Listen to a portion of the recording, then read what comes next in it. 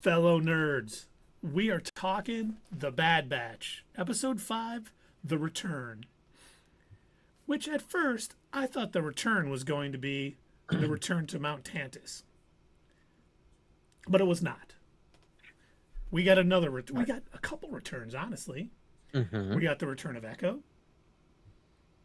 which had one of my favorite lines of the entire episode after he was hugging Echo, or yeah, Echo was hugging Echo.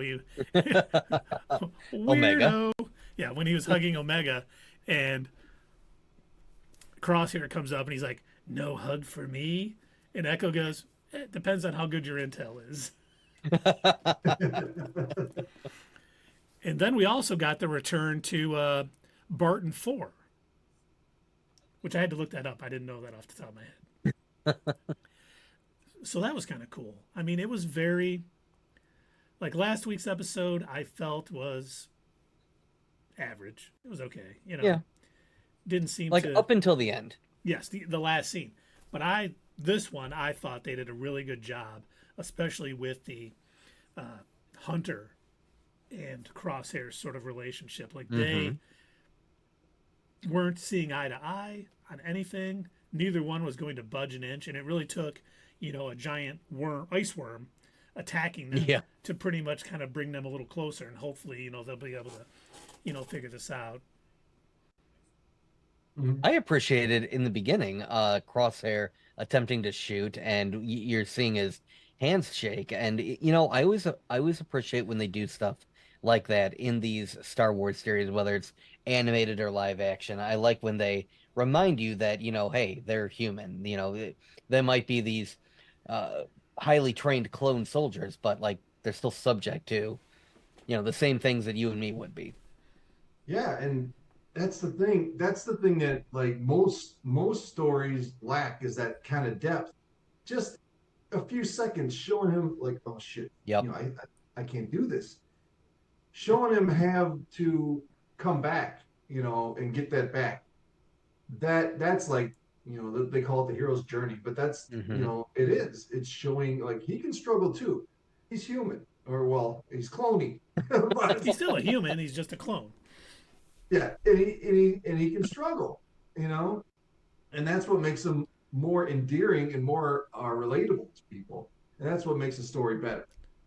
And if they don't rename the next episode how Crosshair got his groove back, I'm going to be very upset. Do you think Crosshair is going to get his groove back, though? I think it's only going to get worse. Eventually. But here's the thing. I think it's going to be he's going to realize it's going to be like a life or death kind of situation, or he's going to do it to save one of his brothers, to save Omega. I think that's what's going to do something to him to snap him into focus. And it may, a lot of it may have to do with, feeling guilt over what he did to the Bad Batch, perhaps reconciliation with them. But I think, even better than him when he was doing the sharpshooting at that little, medical robot. Later in the episode, he was holding a toothpick, and he ended up dropping it because his hand was shaking so bad. And I was like, wow, that is just a small little thing that really showed you how bad it is for him. Great attention to detail. Yeah, I agree, Keith. I think he's just going to keep getting worse because with the clones, I mean, they probably weren't designed to last forever. They do degrade after a while. I think they've mentioned that, like it's because of their accelerated growth. Mm-hmm. So once something starts to go, it's very hard to stop it. So I agree with that. It's probably going to be something where it's getting so bad that he ends up sacrificing himself to let, a few of the Bad Batch and Omega get out, or something along those lines. It's definitely heading towards a sad ending for Crosshair. He's finally kind of gotten back. And the whole conversation, too, with him, did you finally betray the Empire?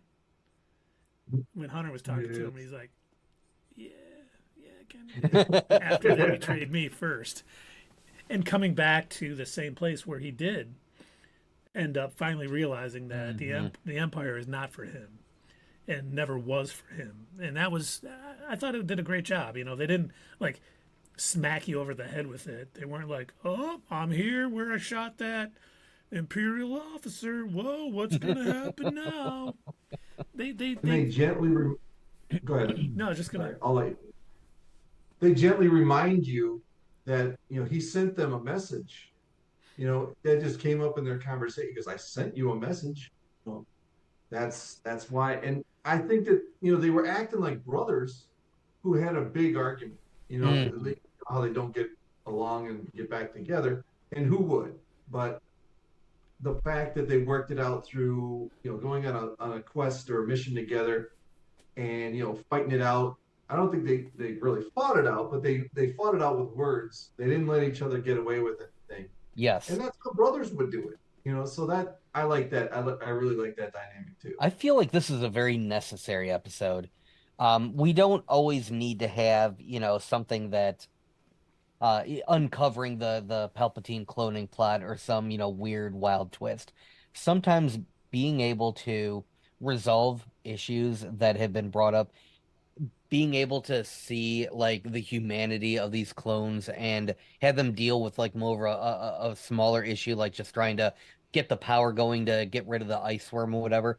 Sometimes that's needed. And I think especially in this case with Crosshair coming back and basically he it's like they're playing a game of who's going to say sorry first or who's going to accept who first kind of thing. It's it's Sierra, I let my dad out of the basement, Doug. No. We will see your dad out of the basement when we get a proper secret invasion from the MCU. Oh, so never. In other words. Sorry, Sierra, your dad's gone. That's trouble. But but yeah, Scroll Dave is here. but yeah, I just I'll be here for all your needs. watching this Bad Batch episode, I wasn't sure what they were going to do with it, like where they were going to go. At first, like once they got past like the Crosshair, attempting to shoot thing, I'm like, I wonder what are they doing? Like, what's the plan here? Is this literally just going to be, hey, we're going to hang out and we're going to talk things out, and that's going to be the entire episode? And I was getting worried at first. I'm like, oh no, we already had a bad episode last week, and then all of a sudden it started ramping things up. And they were able to like get the data downloaded from the pad like right away. I thought they were going to stretch it out. I thought for sure there I was going to be like, oh, this is going to be like a whole big thing. Well, oh, we got to go here, we got to go there just to download the information. No, they resolved that in an instant because that wasn't even the real issue. The real issue was the deal between the brothers. And I'm Mhm. so glad they focused on that. And you know what else? I really enjoyed the fact that plugging in that thing didn't give them all the data they needed. It was Yeah. like kind of a dead end. Hey, we came here, we got all the information, but it's mostly just info on the clones and nothing there. So I'm hoping a lot of this season is Well, of course, them. now Estate's not going to have like all of the detailed info. Exactly. You wouldn't have a data pad with your address on it, like something like Yeah. that. That's silly, especially a secret base. So it's nice. They're Mm. going to have to really do some digging, and I hope they really show how tough it is to find where this secret base is, because it shouldn't be just, hey, we found some, stormtrooper on this outer rim planet, and he knew exact location of, this secret facility for Project Necromancer. It'd be silly. Now, I wonder because you remember how in the what was it like the second or third episode we were watching uh the members of the Bad Batch, they were bringing in that bounty in order to get information about where Omega was. Yeah. For the crime syndicate. Yes, that was the second Right. episode. Okay, so I'm wondering now, do you think they're so used to doing that? Because I'm sure they probably did it quite a few more times, trying to gather info on Omega. Do you think that's what they're going to try and resort to in order to get info on this secret base? Or do you think Omega's gonna like, say, no, no, guys, we don't do crimes? I think they might try that if they have a lead they think will help them, but it may be something where they try to go into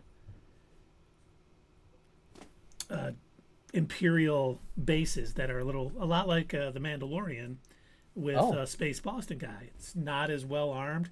Try to get any Hmm. data they can. They found Moff Gideon's ship by breaking in and being able to get some, so they may be able to pull some information. But once again, it's going to be tough because their databanks isn't going to have the location of this place because it is a secret thing. The Emperor, if he just leaves the address of Mount Tantus in every, Imperial base everywhere, that'd be a little silly, a little out of, the guy who basically destroyed the Jedi Order and took over the galaxy.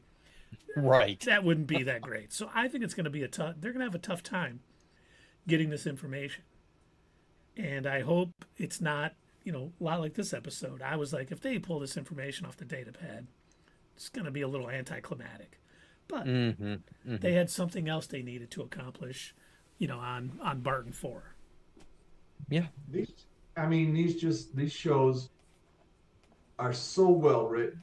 These animated series that Star Wars has done. I mean, starting with Clone Wars, I'd say season 2. Everything else has been amazing at filling in gaps, at starting new storylines.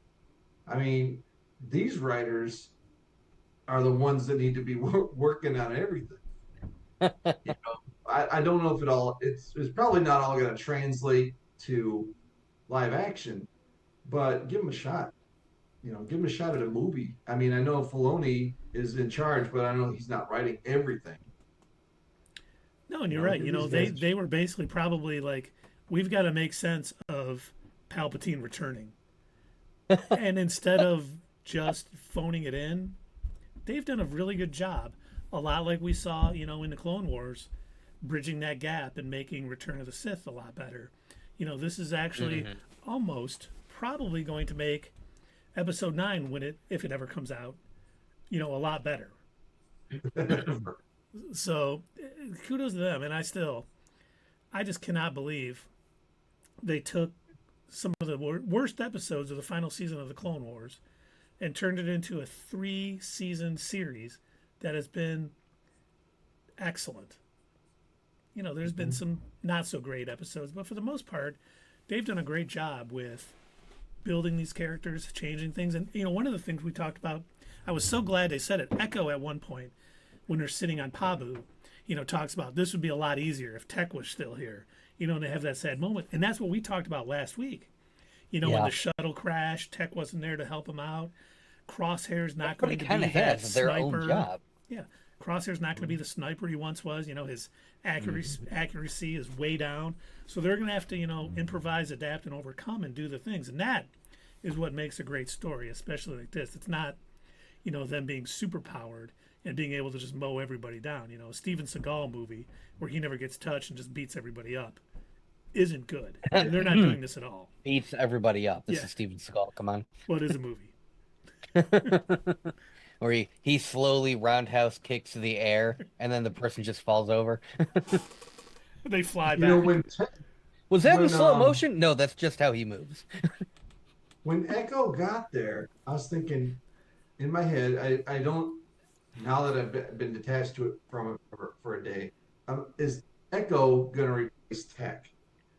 Because, he's got all the tech in him where he can quickly assert information. But I think they had him say that they miss Tech, letting you know that while he may have all this, he's still not as good as Tech was with transferring, deciphering information, cracking, certain algorithms and stuff.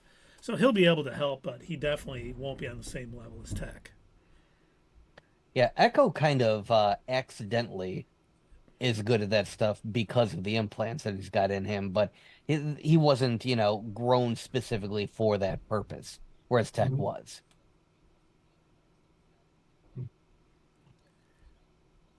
And I have to say too, my favorite line is, of course, the "no hug for me" Echo from Crosshair, followed up by it depends on your intel. I also loved, because I had the same thought in my head when Wrecker was running. He's like, why is there always a large monster? I agree, Wrecker.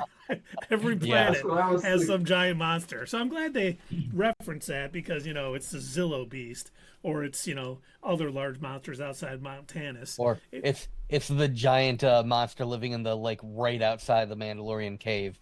Yes. Yep. Eating their kids.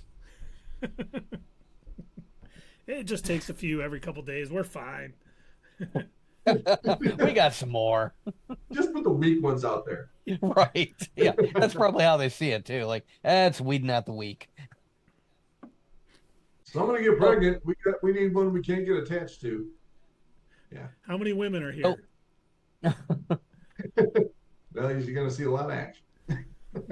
So next week we have 2 episodes. What do you guys think that means? Oh, what were they? I looked at the titles today. It was like But they also gotta relate to infiltration each other. Mm-hmm. and I hate when I do this. I did not see the episode titles.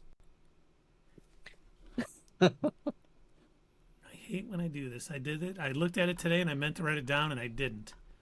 Ah, But it was infiltration and extraction, I believe, is what the title names are, which definitely seems like they may be seems like a Mount Tannis thing.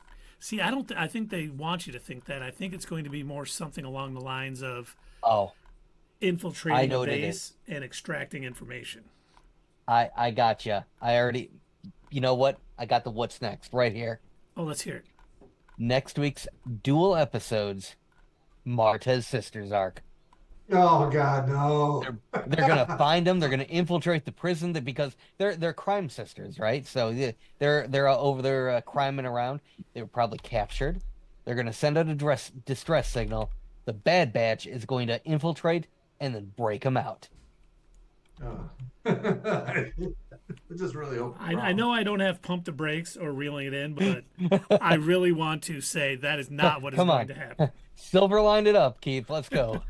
He is both pumping the brakes and reeling that in. Watch me be right, though. Oh, please no. Please, Doug, don't do that to us. I already bought the popcorn bucket. I'm sorry. I knew it. I knew it.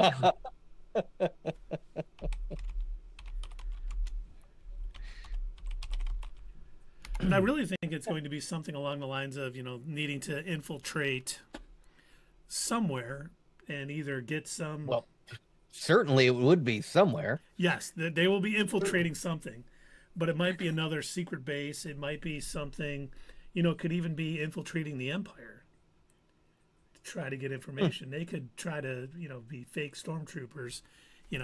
Oh God, are they gonna pull the rebels? Maybe. Knock out stormtroopers, steal their costumes. Infiltration and extraction? Yes. This could be Star Wars version of sex.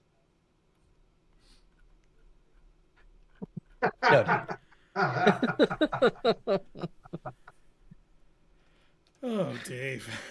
And Sierra has left. Oh, great. We're down to 0 viewers, and I'm one of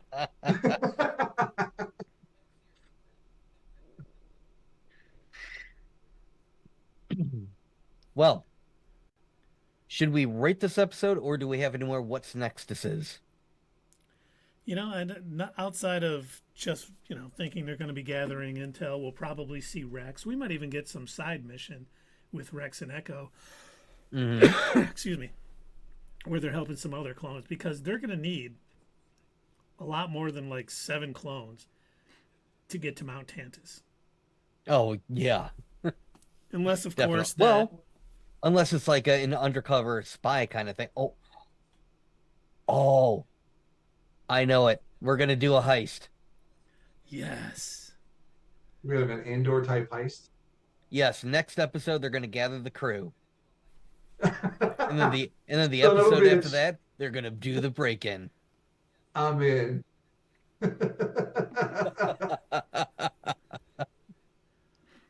And then they're going to get the Martez sisters out. Oh, yeah. Oh, no, stop All it. right. Or Jar Jar. Oh, Miss is Yeah. so happy. we'll see. That's a good Jar Jar. We'll see Jar Jar in his full, Darth cloak. Darth Jar Jar. That would be awesome. But yeah, I think you're right, Doug. Let's rate this episode. All right. Dave, would you like to go first since Sure. I was thinking about this earlier today, actually, and that none of these Bad Batch episodes, to me, I know you guys didn't like last week. I actually kind of like last week's. Um, None of them have been below average. So I'm not going to go below a 5. Actually, Hmm. and they've all been above average to me.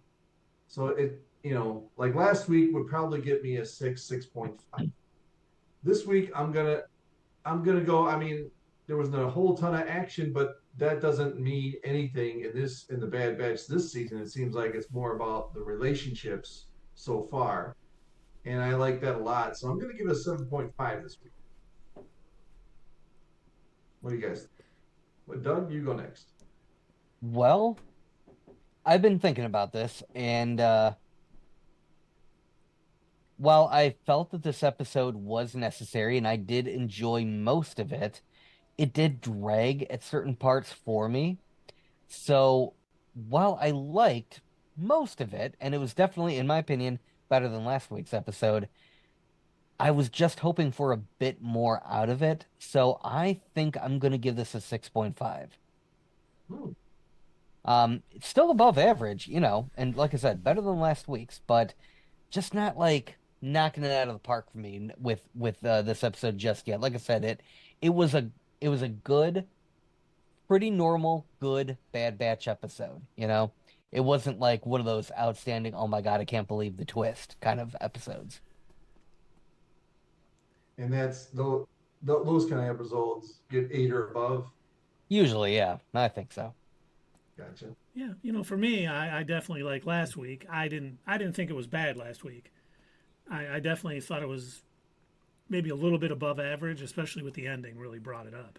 And the first three episodes were phenomenal and this wasn't quite phenomenal, but man, it had a lot of good stuff. Seeing some of that character development between Hunter and Crosshair, and seeing Hmm. Crosshair's, you know, dealing with his, handshaking and losing what he did best in his, sniper. And we don't mention this enough, but we do mention this sometimes. The score from Kevin Kiner, and I think it's his kid. I was looking at it today. There's like three Kiners that are doing the score for this. They do Oh, such a great job. I mean, it is so oh yeah. well done. And Hmm. Dee Bradley Baker doing all the voices are always great. And so much about this episode just was what it should be and pushing the story Hmm. forward and getting us to that next episode. Now, I don't think I'm going to give it a 7.5 like Dave. I think I'm going to give it a 7 because I don't think it dragged anywhere, but it definitely didn't, didn't shine. Wasn't one of the best Bad Batch episodes, but it was definitely above average and good. And I definitely enjoyed it. When I watched it again today, I was like, "Yep, okay, this is starting to heat up." And I think we got like 9 episodes left, I think, and we get two next week. I think it's going to start really cranking out, getting us towards the Hmm. end. And I'm just, I have no doubts. Filoni and the crew, all the animators over at Lucasfilm is going to nail this. So I'm looking forward to the end of this because it is going to, probably be phenomenal. And then we can finally see Omega in live action because we'll know, what happened. What's going on? My name's Omega. A Whoa, clone. hey, I'm a pretty girl clone. you've been through some changes. Yeah, my beard's starting to come out like a clone. I like on this episode how she reminded Crosshair, or was it the last episode, that she's older than this. It was No, that this was one. this one, yeah. Yeah, Yeah. that was funny. But I also, speaking of that, I do like that she let them know. She was trying to. I think they wanted to fall into the whole, like our enemies aren't human kind of thing, kind of mentality that a soldier would have to put themselves into.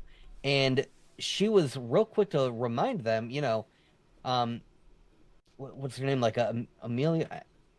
I mean, what is the other female clone's name? Oh, it, Emery. Em- Emery. Emery. She was like letting her like she's a clone like me, like us. It's like it was almost like you could see for a minute they're trying to process that. Like, I guess technically, She's a right. Yeah, but she wasn't advanced. I wonder, have they ever said if Emery was got the advanced aging or not. She did say she It was like kind of looks like she Omega, must have. or she's one of the earlier clones. Yeah, you're right, because they wouldn't have, if she was a sister to, she would have to have Jango Fett's DNA, and they didn't have that. Okay, yeah. So they definitely aged her up. I am curious why they like what her purpose was for being made, because it seemed like the about 99% of the clones were specifically made for soldier purposes, right? So like, and then we were discussing this last week, trying to figure like, now why did Nala say, why was Omega so important to her? Was it because views her as like a surrogate child, or is it more of she's a tool to be used against the Emperor? Like, what is the connection? Why was she even made to begin with? I don't think she was made to be a tool against the Emperor. I think Nala Se is a hyper-capitalist. And she's like, if we can clone Jedi, they'll pay top dollar for a Jedi clone army. I mean, they kind of all are. That entire planet was pretty much like that.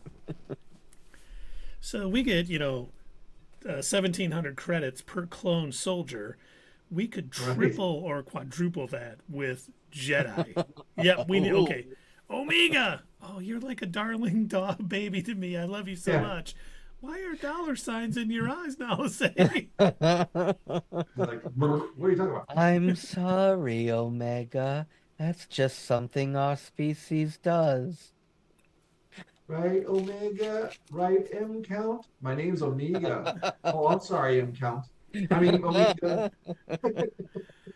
Why do you keep calling me Beach House, Nala Se?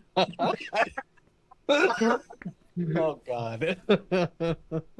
Hey fellow nerds, I hope you enjoyed this video, and if you want to see more of this stuff, make sure that you check out our Twitch stream. We try to do these live Sunday or Monday nights, 8 p.m. Eastern Time. Keep an eye on our social media to find out when you can join in live and chat with us during these live streams. Also, as usual, don't forget to check out our other social media. Add us at Twitter, comment down below, and we'll see you next time right here on Not Your Status Quo.